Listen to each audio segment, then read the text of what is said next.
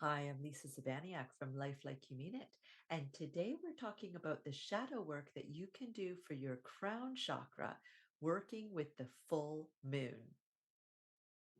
This video is in three parts. First, we're going to talk about what a balanced crown chakra looks like. Second, we're going to look at different ways that the crown chakra can be expressing imbalance.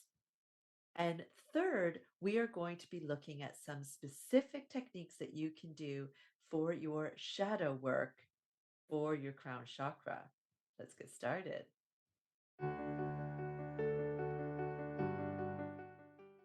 So let's start with a balanced crown chakra. So this chakra is dealing with spirituality, divinity, and enlightenment. And when it is in balance, you are feeling a sense of universal love, high intellect, strong faith. You also have a strong sense of awareness, self awareness in particular.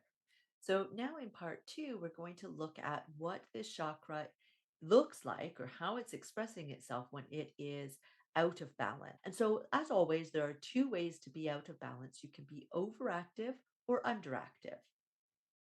So, if you are overactive in the crown chakra, you can have this kind of sense of it's my way or the highway type of attitude. You can also be quite judgmental, for example. You can also be ungrounded, so kind of head up in the clouds, so to speak, rather than being firmly rooted on the ground. And you could also be dealing with spiritual addiction, which is a real thing.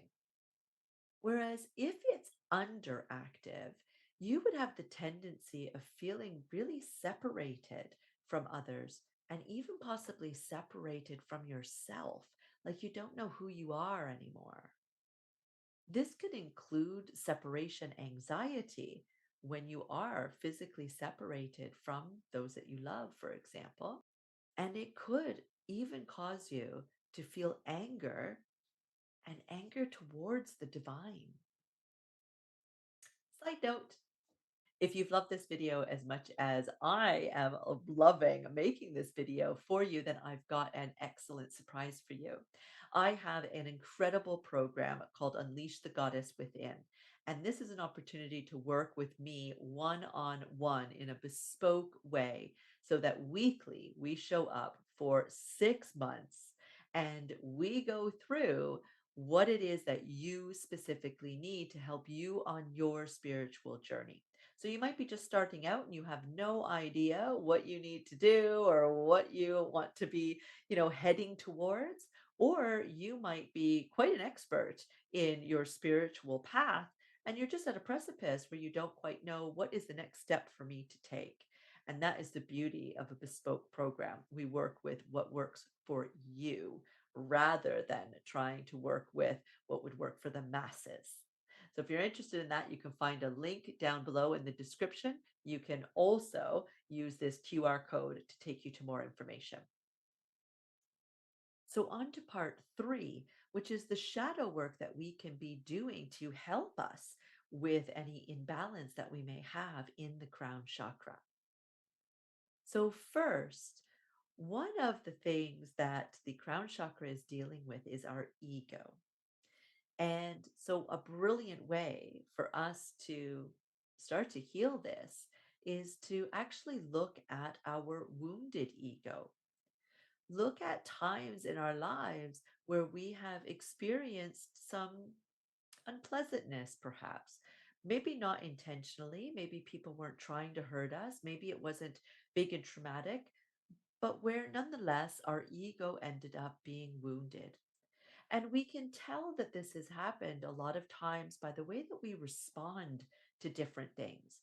I think everybody on the planet has had this happen before where something happens and you have a response to it that is way beyond what that particular situation called for. It might be an internal response that, you didn't have to be yelling and shouting and screaming and have something happen on the exterior.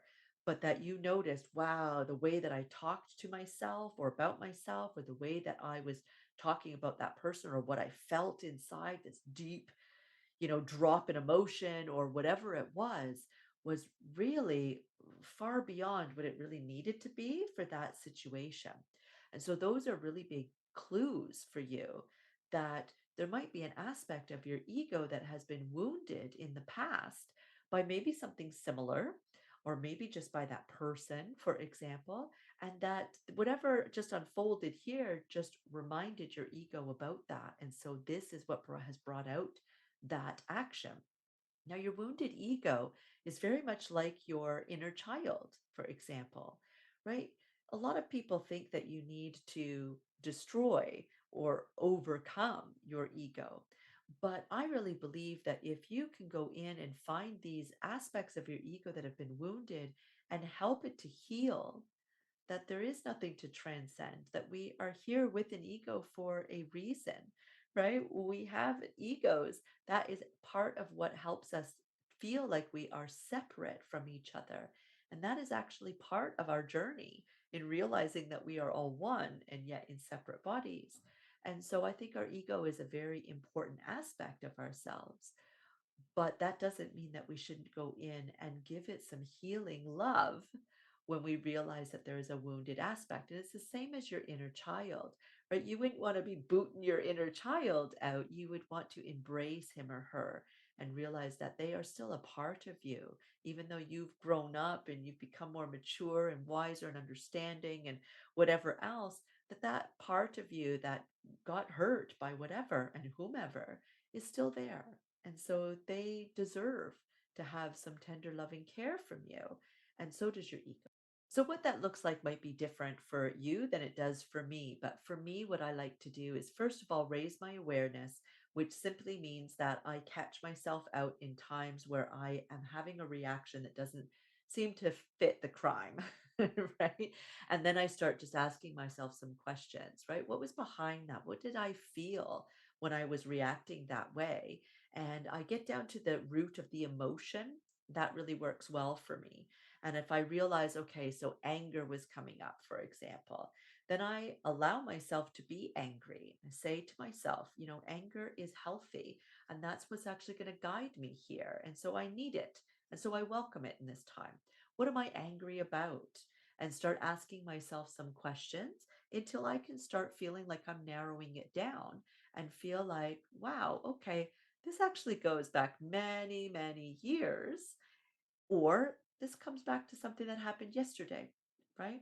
Basically, if I'm having a reaction that is out of context of what is going on, well, then I'm being triggered by something. And that likely means it's something from the past that is now coming back up to the forefront because of something that somebody said or did, or whatever that brought up an emotion within me.